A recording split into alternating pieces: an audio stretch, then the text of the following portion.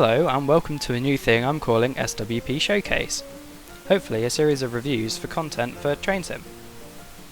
Today I'm starting with the GWR 3300 Bulldog class, released a few weeks back by Digital Traction. I'm a bit late to the party, but hey, let's go on with it.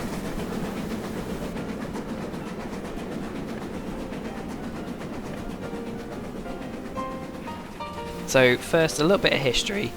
It's quite extensive and quite complicated for the Bulldogs, and the amount of classes the basic design went through is quite a lot. So are you ready? The prototype locomotive, number 3312 Bulldog, was built in October 1898, had pretty much all the normal GWR features of the time, including a prototype parallel boiler with bell pair firebox. Bulldog was actually classed as a Duke at this time. A year later, 3352 Camel reared its ugly head, and 20 further versions were built. Two more batches of these Camel class locos were built with the parallel boiler before 1903. 3443 Birkenhead was built with the tapered standard 2 boiler, which you know and love from many Churchwood designs. By April 1904 another 29 had been built, and in 1906 Bulldog was rebuilt with the tapered boiler, and suddenly the class were known as Bulldogs. Funny that. Then there was one final advancement in the building of the Bird class, which basically had deeper outside frames and a new French bogie thing.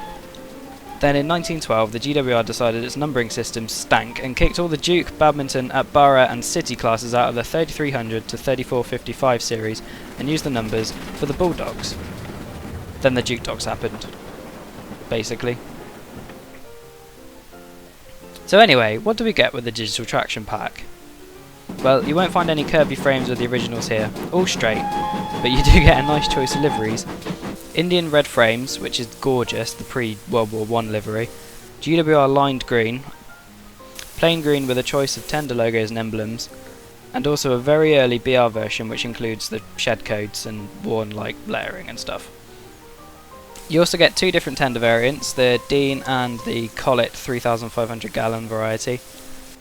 You get some nice easy to use lamp codes with the control 1, 2, 3 and 4 keys, which come in a variety of red or white.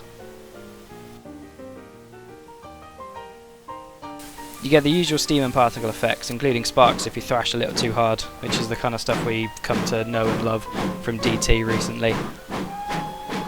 You also get the nice bog standard thrashy GWR sounds, which make it nice to drive up the hills.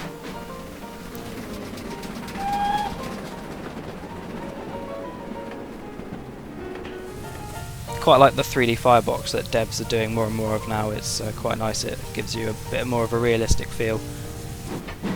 And as always, the cab is superb and obviously distinctly Great Western, with the added bonus of it being a Bulldog. The addition of the water scoop functionality is also awesome, which means nice scenario opportunities on the Riviera line in the 50s.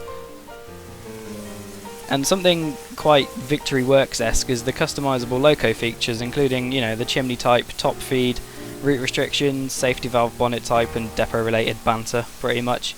It's quite nice to have that bit of variety with it, so you can really have a bit of a play and give it a weird tender and some random, depot stickers or something if you're feeling that kind of adventurous.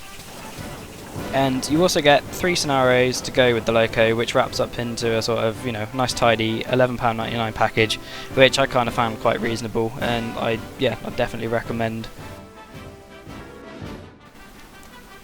So, to conclude my thoughts, the controls are easy to use but also feel heavy and realistic, as far as you can be without being Bossman Games or Just Trains. The variety you get with this pack is well worth the price tag.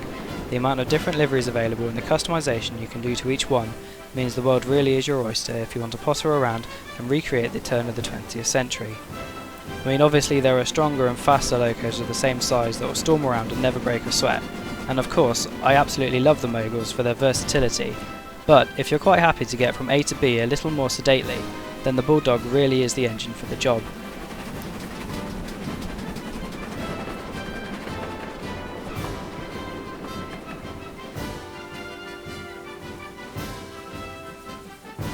For fans of Dean, it's a long time coming and a proper warm-up for what we're all waiting for, the Dean goods, of which I've already pre-ordered in anticipation of release later this month. In a market that is now turning to niche pre-grouping content, it's nice to see the flow of GWR content isn't being left behind. For fans of Dean, it's a long time coming and a proper warm-up for what we're all waiting for, the Dean goods, of which I've already pre-ordered in anticipation of release later this month. In a market that is now turning to niche pre-grouping content, it's nice to see the flow of GWR content isn't being left behind.